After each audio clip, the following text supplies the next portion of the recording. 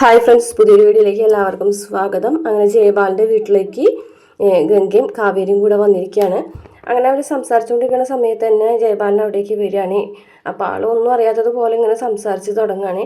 അപ്പോൾ കാവേരി പറയുന്നുണ്ട് ഓരോരോ കാര്യങ്ങൾ. അപ്പോൾ ജയപാലിനാണെന്നുണ്ടെങ്കിൽ ശാരദയ്ക്ക് എങ്ങനെയുണ്ട്, സുഖമല്ലേ എന്നൊക്കെയാണ് ചോദിക്കുന്നത്.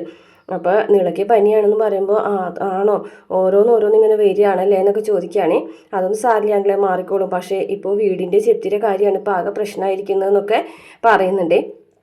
അപ്പോൾ പറയുന്നുണ്ട്, അങ്ങനെ പറയുന്ന കേൾക്കുമ്പോൾ ജയപാലൻ പറയും, അത് തന്നെയല്ലേ എന്നൊക്കെ പറയട്ടോ.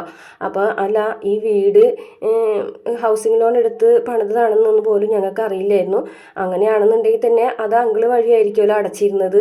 അപ്പോൾ അതിൻ്റെ കാര്യങ്ങളൊക്കെ അങ്കിളിനല്ലേ ആയിരിക്കും അറിയാമെന്നൊക്കെ കാവേരി ചോദിക്കുന്നുണ്ട്.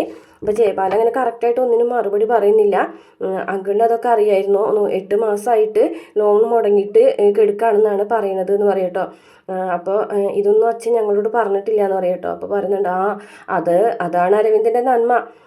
സന്തോഷം മാത്രം നിങ്ങൾക്ക്, ദുഃഖം മുഴുവൻ എന്നോട് വന്ന് പറയും. അപ്പോൾ ഇങ്ങനെ മുടങ്ങാനുള്ള കാരണം എന്ന് ചോദിക്കുമ്പോൾ അരവിന്ദൻ്റെ ജോലിയിൽ കുറച്ച് നാളായിട്ട് കുറച്ച് പ്രശ്നങ്ങളും ബുദ്ധിമുട്ടുകളൊക്കെ ഉണ്ടായിരുന്നു. അങ്ങനെയാണത് മുടങ്ങിയെന്നൊക്കെ ജയപാലൻ അവരോട് പറയുകയാണേ. അപ്പോൾ ഗംഗ പറയുന്നുണ്ട്, അല്ല അതിനെക്കുറിച്ചൊന്നും ഞങ്ങളോട് അച്ഛൻ പറഞ്ഞിട്ടേ ഇല്ല എന്ന് പറയട്ടാ. അതൊന്നും പറഞ്ഞിട്ടുണ്ടാവില്ല, ഇനിയിപ്പോൾ എന്താ ചെയ്യാങ്കളെ എന്നൊക്കെ ചോദിക്കുന്നുണ്ട് കാവേരി. പക്ഷേ ജയപാലൻ അതിന് കറക്റ്റായിട്ട് മറുപടി ഒന്നും പറയുന്നില്ല കേട്ടോ. ഇങ്ങനെ ആലോചിച്ച് തന്നെ നിൽക്കുകയാണ്. അപ്പോൾ ഞാൻ അങ്ങോട്ട് വരാനിരിക്കുകയായിരുന്നു എന്നൊക്കെ ജയപാലൻ ഇങ്ങനെ പറയുന്നുണ്ട്. ഈ സമയത്താണ് ഗംഗയുടെ ഫോണിലേക്ക് കോള് വരുന്നത്. അപ്പോൾ യമുനയാണ് വിളിക്കുന്നത്. അപ്പോൾ പറയുന്നുണ്ട്, ചേച്ചി എത്രയും പെട്ടെന്ന് ഇങ്ങോട്ട് വായോ, ഇവിടെ കുറച്ച് ആൾക്കാർ വന്നിട്ടുണ്ട്. ആരെന്ന് ചോദിക്കുമ്പോൾ ഇന്നലെ വന്ന ബാങ്കുകാരില്ലേ, അവർ പറയാണ് സാധനങ്ങളൊക്കെ എടുത്ത് ഇറങ്ങിക്കോളാം, കോടതി ഉത്തരവായിട്ടാണ് ചേച്ചി അവർ വന്നിരിക്കുന്നതെന്ന് പറയുമ്പോൾ, മോള് പേടിക്കേണ്ട മോളെ, ഞങ്ങൾ ഇപ്പം തന്നെ അങ്ങോട്ട് വരാമെന്ന് പറയാൻ കേട്ടോ. അപ്പോൾ കാവേരി എഴുന്നേറ്റ് വന്നിട്ട് ചോദിക്കുക, എന്താന്ന് ചോദിക്കട്ടോ കാര്യം. അപ്പോൾ ബാങ്കുകാർ വന്നിട്ടുണ്ട്, ജപ്തി ചെയ്യാനാണ് വന്നിട്ടുള്ളതെന്നാണ് പറയുന്നത്, സാധനങ്ങളൊക്കെ എടുത്ത് ഇറങ്ങിക്കോളാൻ പറഞ്ഞു എന്ന് പറയാൻ കേട്ടോ.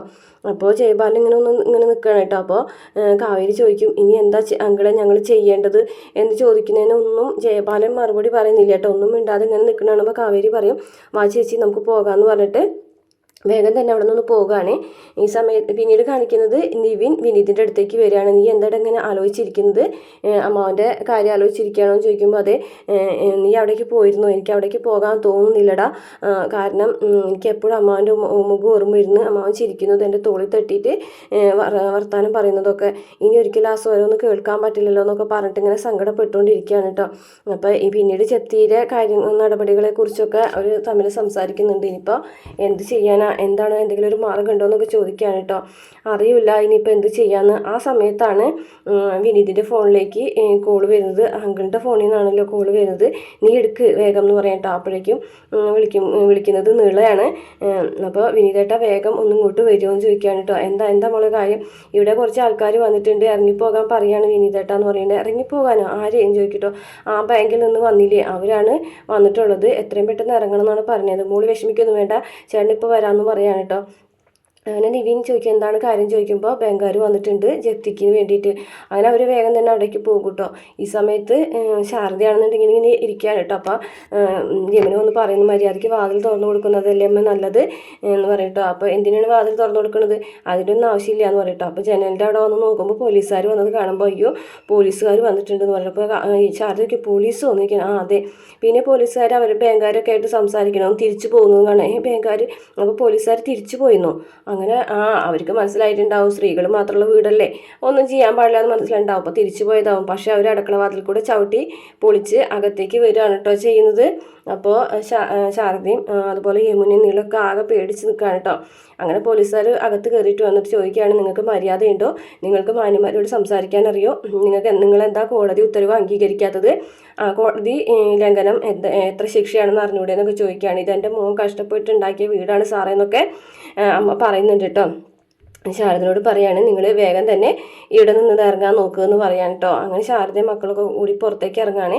അങ്ങനെ ആ ഒരു പടിയിൽ വന്നിരിക്കുകയാണ്. എന്താ ഇവിടെ ഇരിക്കുന്നത്, ഇവിടെ ഒന്നും ഇരിക്കാൻ പറ്റില്ല, പിന്നെ എവിടെ ഇരിക്കുന്നത്, സാറിൻ്റെ വീട്ടിൽ സ്ഥലം തരും, എനിക്കും എൻ്റെ മക്കൾക്ക് ഇരിക്കാനും കിടക്കാനും എന്ന് പറയുന്നത്, മര്യാദയ്ക്ക് വർത്താനം പറയണം എന്നൊക്കെ പറയട്ടോ. അപ്പോൾ പോലീസുകാരെ ബാങ്കുകാർ വിളിച്ചുകൊണ്ട് പോവുകയാണ്.